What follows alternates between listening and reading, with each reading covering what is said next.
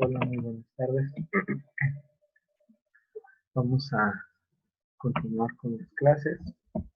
El día de hoy vamos a hablar acerca de lo que son los diseños experimentales. Obviamente todos estos aplicados a lo que va a ser cada una de nuestras investigaciones. Lo primero que tenemos que comprender y entender es que nuestra investigación puede ser de dos tipos.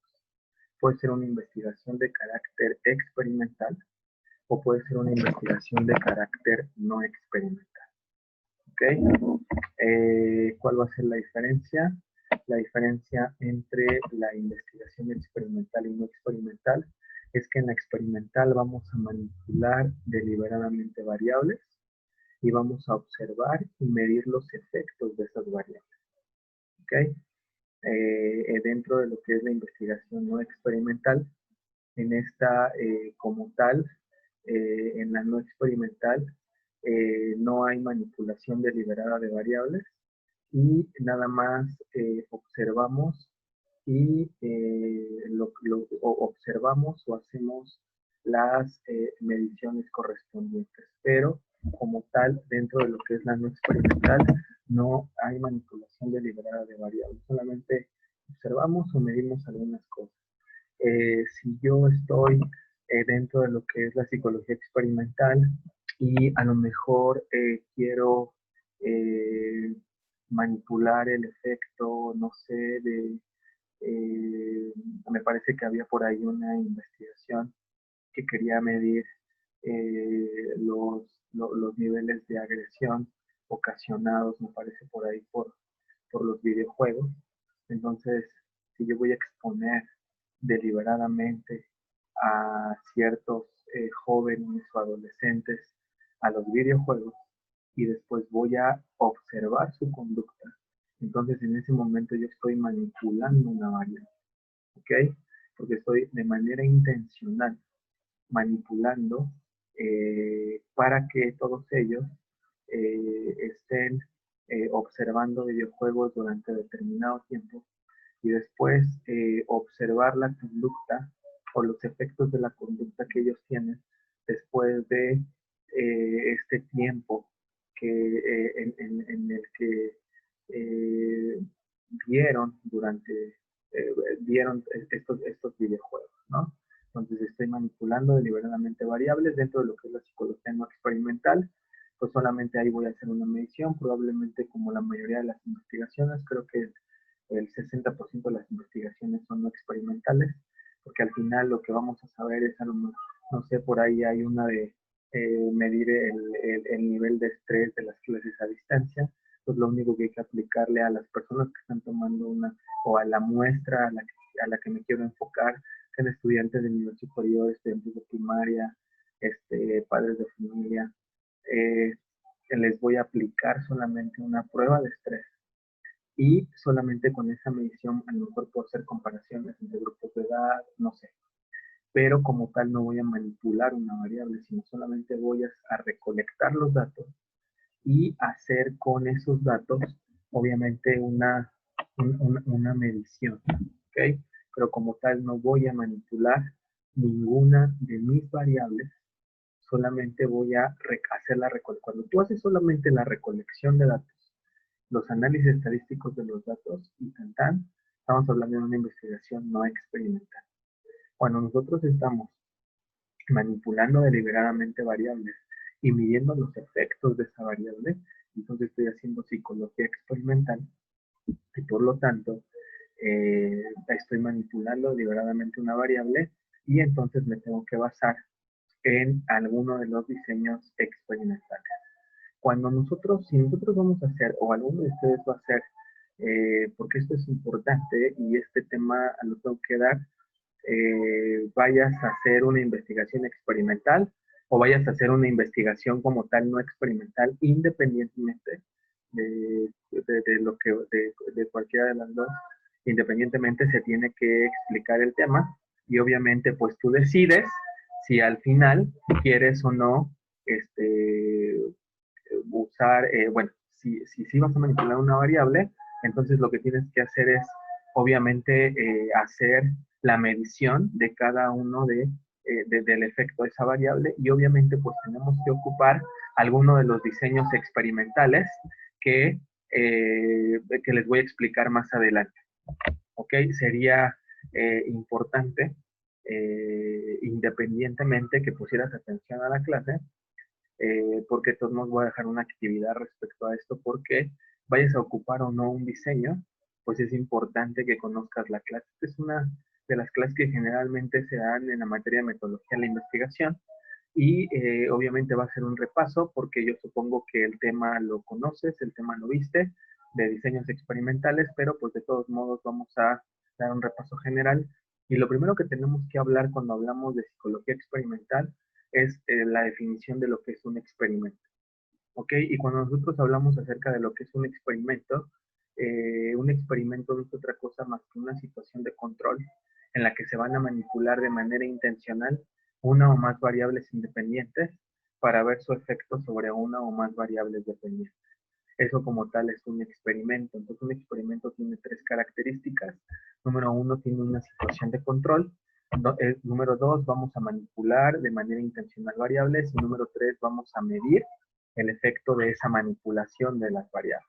¿Ok? Cuando estamos manipulando una variable, estamos hablando de variables independientes. Cuando estamos midiendo los efectos de esa variable, estamos hablando de las variables dependientes. Una variable independiente es aquella que puedo manipular, controlar, medir, observar. Todo lo que yo pueda hacer con la variable independiente lo voy a hacer. Y la variable dependiente es aquella que solamente voy a poder medir o voy a poder observar, pero como tal nunca manipular. ¿Ok? Eh, Tengo entonces que si yo voy a definir como tal lo que es un diseño experimental, un diseño experimental no es otra cosa más que la planeación de la manipulación y medición de mis variables. ¿Ok? Eso es como tal un diseño. Diseño significa planear, experimento, manipulación de variables. Entonces, un diseño experimental es la planeación de la manipulación y medición de mis variables. ¿Ok? Por eso es tan importante que cuando nosotros vamos a hacer investigación de corte experimental, utilicemos un diseño, ¿no? Vuelvo a repetir, ¿en qué momento vas a ocupar un diseño experimental? Porque tú lo tienes que poner así en tu investigación. Voy a hacer un diseño experimental o no experimental, pues simplemente experimental. Vamos a manipular deliberadamente variables, no experimental, solamente hacemos una recolección y un análisis de los datos y tanta. ¿Ok? Obviamente, si nosotros vamos a ocupar un diseño experimental, pues lo primero que tenemos que saber es la simbología como tal que tienen esos diseños experimentales. ¿Ok? Porque los diseños se manejan realmente bajo una simbología específica, que en este caso es RGX0 guión, que sería R asignación al azar, G es igual a grupo, X es igual a tratamiento, 0 es igual a prueba y el guión largo es ausencia. ¿Ok? Entonces eso va a ser como tal como voy a representar yo la simbología en cada uno de los diseños experimentales. Creo que de todos modos esta simbología es una simbología que ustedes ya conocen desde los primeros cuatrimestres. Sin embargo, bueno, si no la conoces, bueno, pues creo que es buen momento para, para conocerla, ¿no? Cuando nosotros hablamos de la simbología de los diseños experimentales, hablamos que podemos hacer esto, ¿no? En este caso tendríamos un grupo 1, al cual le voy a aplicar una prueba, voy a aplicarle un tratamiento, voy a aplicarle una postprueba. Mi grupo 2, que le voy a aplicar una prueba, tiene ausencia de tratamiento y posteriormente le voy a aplicar una prueba. Cuando las pruebas se aplican al principio, al principio antes de la manipulación de las variables, se llaman prepruebas. Si las voy a aplicar después de la manipulación de mi variable, se van a llamar postpruebas. El grupo al cual le asigno tratamiento se va a llamar en este caso grupo experimental. El grupo que tiene ausencia de tratamiento se llama grupo control. ¿Cuál es el tratamiento? Dijimos que era X, pues en este caso mi grupo 1 sería mi grupo experimental y mi grupo 2 sería mi grupo de control. ¿Para qué sirve el grupo control? Pues es un grupo de comparación que me sirve para saber si realmente está sirviendo o no, la manipulación de mi variable está haciendo estrago o efecto en mi variable dependiente. Si nosotros tenemos un diseño así, ¿Cuál sería nuestra variable independiente? Pues sería el tratamiento, porque es lo que nosotros vamos a manipular. Y nuestra variable dependiente sería, pues, obviamente lo que esperamos con el efecto de esa manipulación de variables, ¿no? Hace rato comentábamos, si tú quieres medir el efecto que tienen los videojuegos de violencia en la conducta de los adolescentes, entonces los vas a exponer, X sería igual a el tiempo que los vas a exponer a los videojuegos, y entonces aquí sería el nivel de violencia mostrado después de ser expuestos a esos videojuegos. ¿Ok?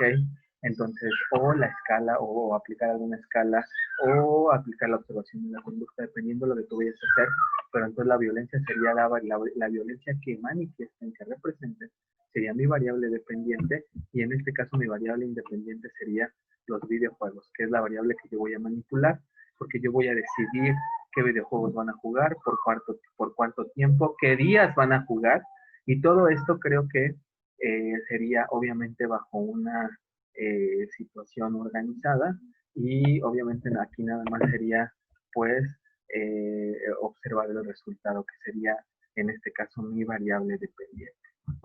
Eh, Hay diferentes tipos de diseños. Existen lo que son los diseños como los preexperimentos, los cuasi experimentos y como tal los experimentos verdaderos. Cuando hablamos de preexperimentos, estamos hablando de diseños de un solo grupo, diseños como tal. Preexperimentos nada más quiere decir que es un solo grupo. Generalmente cualquiera de los tres tipos de experimentación es bueno, nos da resultados correctos.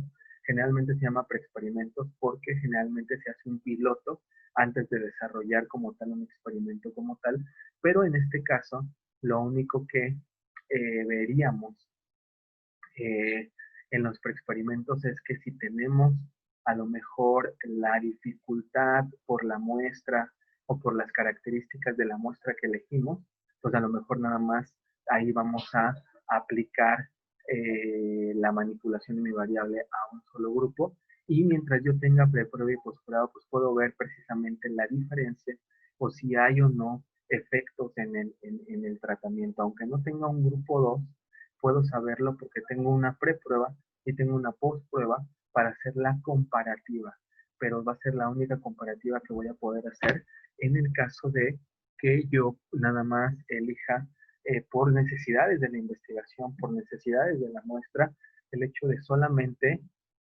ocupar un grupo. ¿Ok? Están los cuasi experimentos. Los cuasi experimentos como tal son diseños que trabajan con grupos intactos. ¿Qué es un grupo intacto? Un grupo intacto es un grupo que está establecido antes de que yo realice la investigación. Esos grupos ya existían, ¿no? Antes de que yo hiciera la investigación, si voy a trabajar con un grupo con dos grupos de secundaria, el tercero A y el tercero B. Pues el tercero A y el tercero B, antes de que yo hiciera la investigación, ya existían. Esos son grupos intactos. Si voy a trabajar en una empresa, creo que por ahí hay algunas investigaciones que se van a trabajar en empresas, en áreas específicas.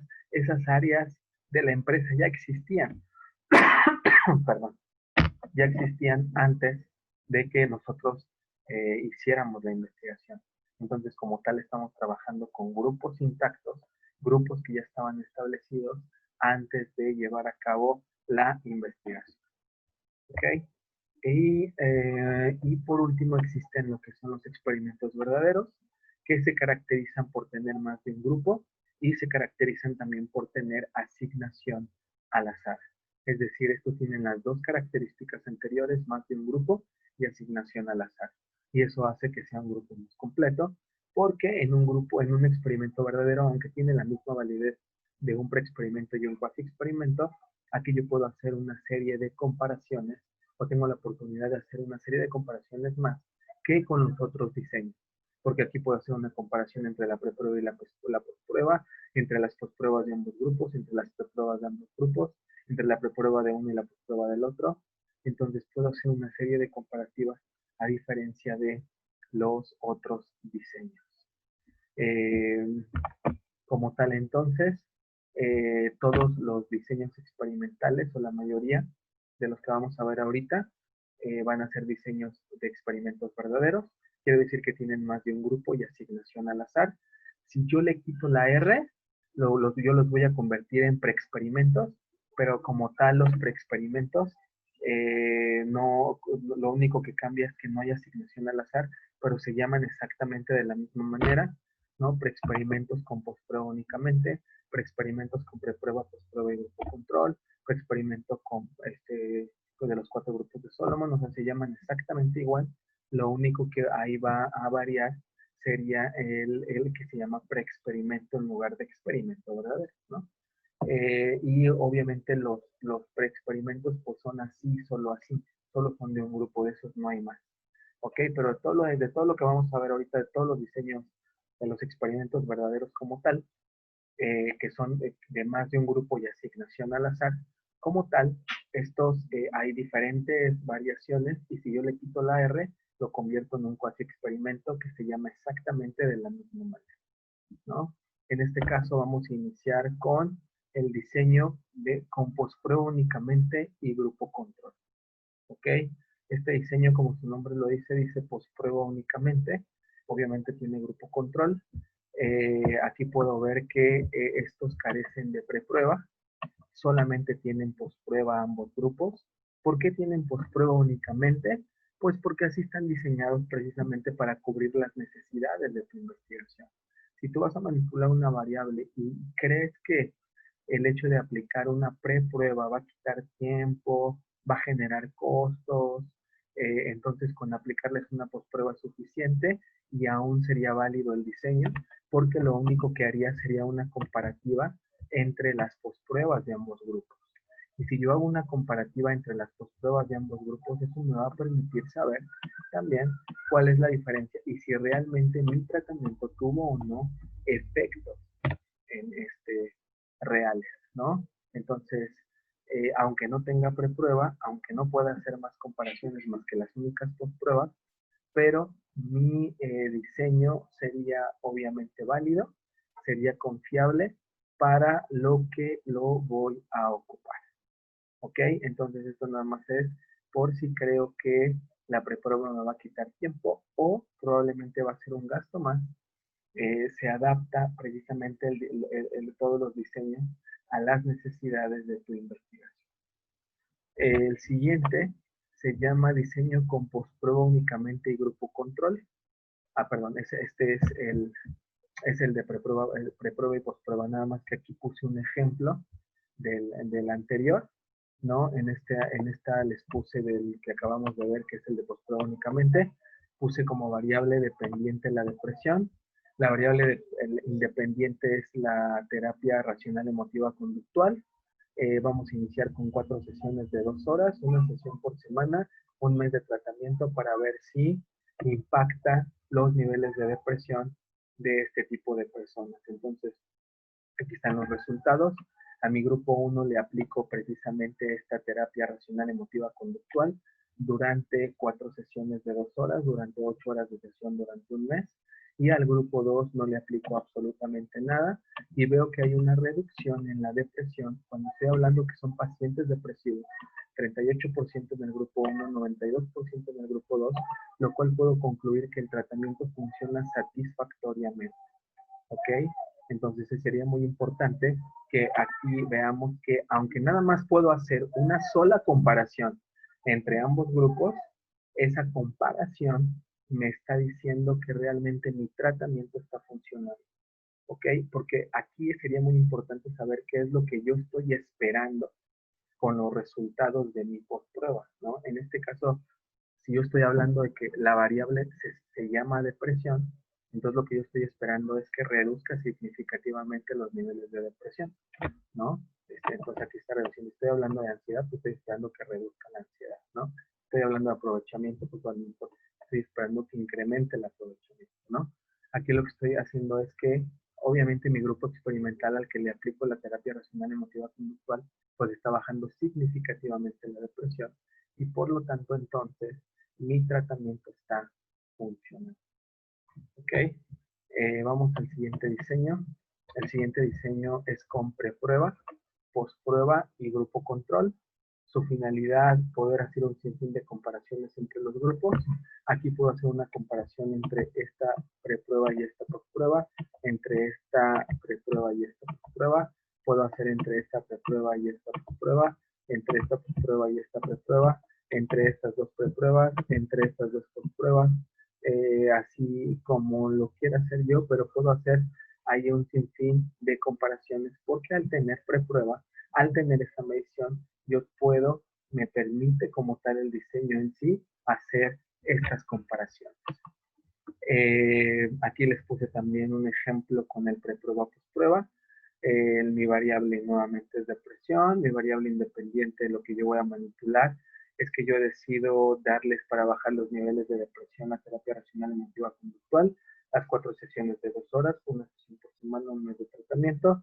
La prueba es el inventario de depresión de Beck y entonces yo obtengo los resultados. En el primero, tanto el grupo 1 como el grupo 2 sacan 92% de depresión.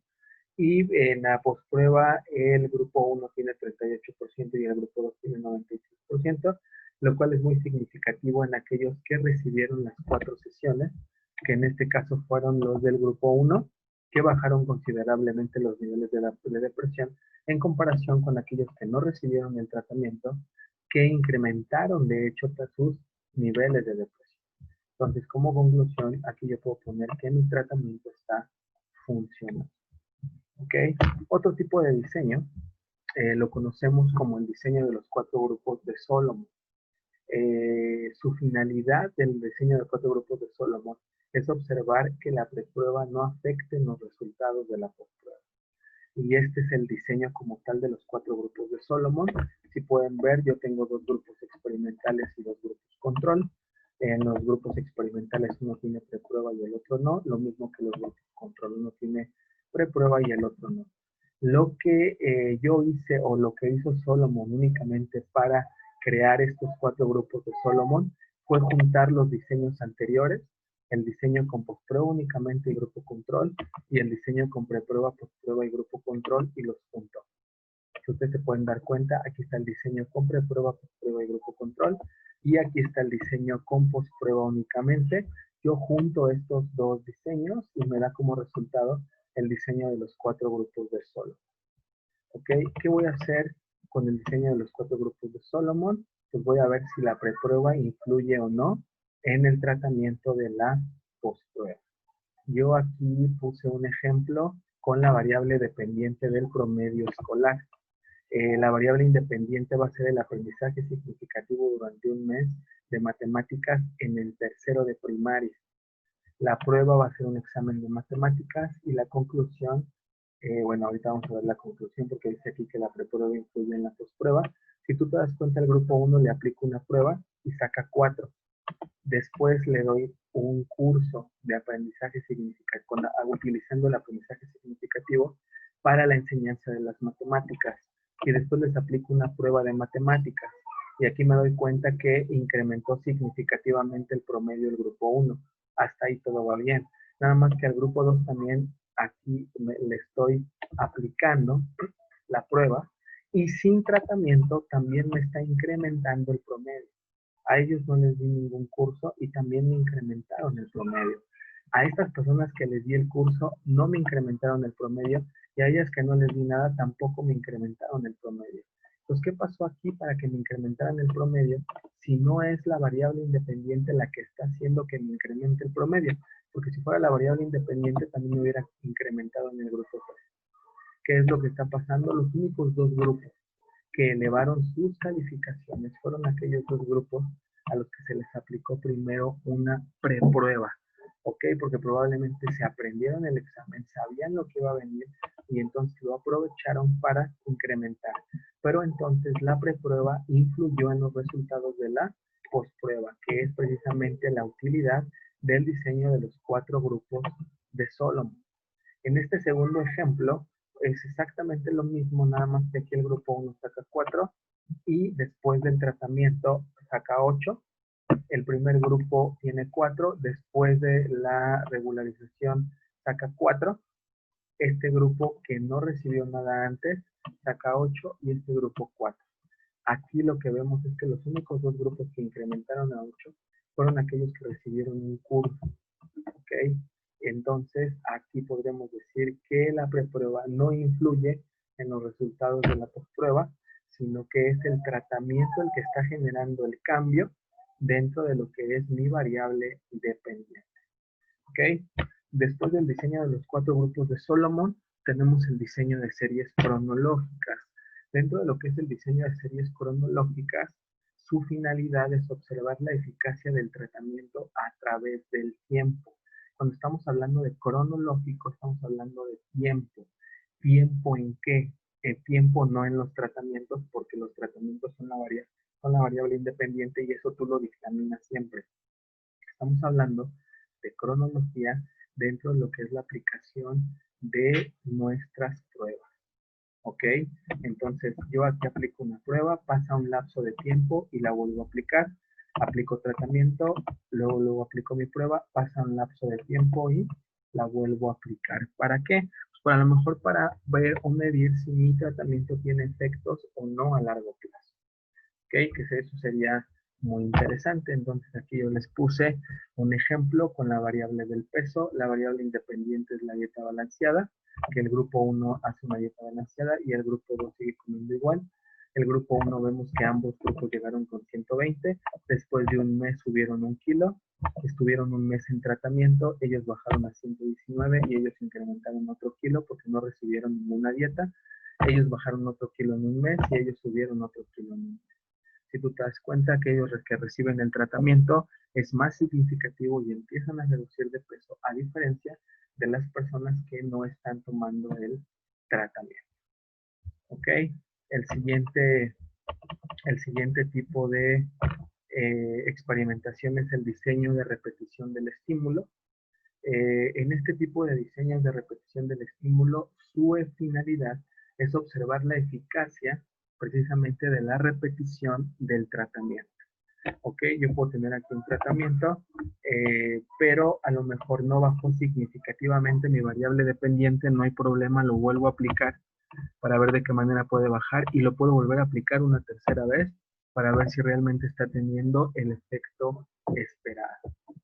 En este caso, yo les puse un ejemplo con la variable de depresión. Les vamos a dar igual terapia por 2 horas durante una semana, un mes de tratamiento. La prueba es el inventario de depresión de Beck. Y entonces aquí tenemos que el R, mi grupo 1, saca 92% de depresión. El grupo 2 saca lo mismo.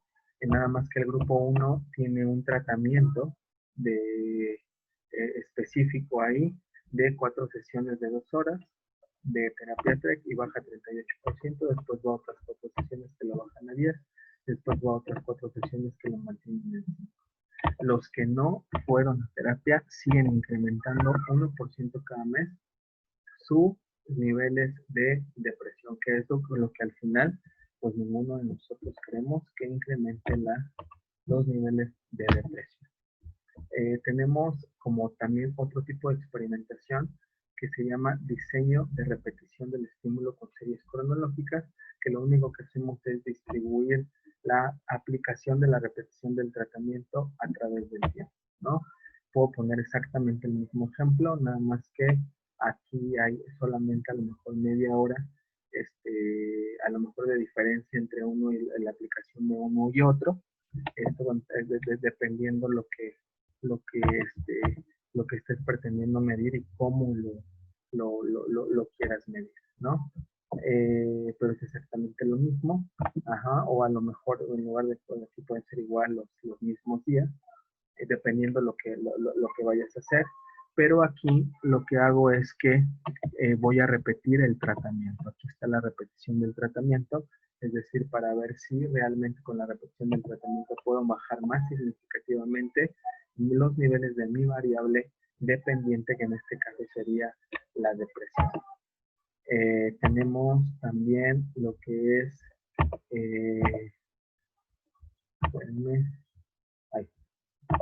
los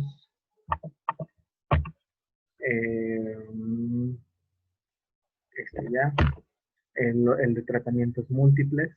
El diseño de tratamientos múltiples, la única diferencia que tiene es que va a trabajar obviamente con 3 tratamientos diferentes, ¿no? Y obviamente su finalidad es observar precisamente la eficacia que van a tener esos tratamientos dentro de lo que es mi variable dependiente, ¿no? Entonces aquí yo puedo definir X1, puedo definir X2 y puedo definir X3, y una vez que yo tenga bien definidas mis 3X, mis 3 variables, puedo llevar a cabo mi experimentación y obviamente la comparación de mi experimentación con el grupo control, ¿no? Si aquí yo quiero, no sé, creo que te les puse un ejemplo, ¿no? Si quiero medir igual mis niveles de depresión, pero mi X1 sería una terapia TREC, mi X2 sería una terapia centrada en la persona y mi X3 sería antidepresivos. Estoy utilizando los tres niveles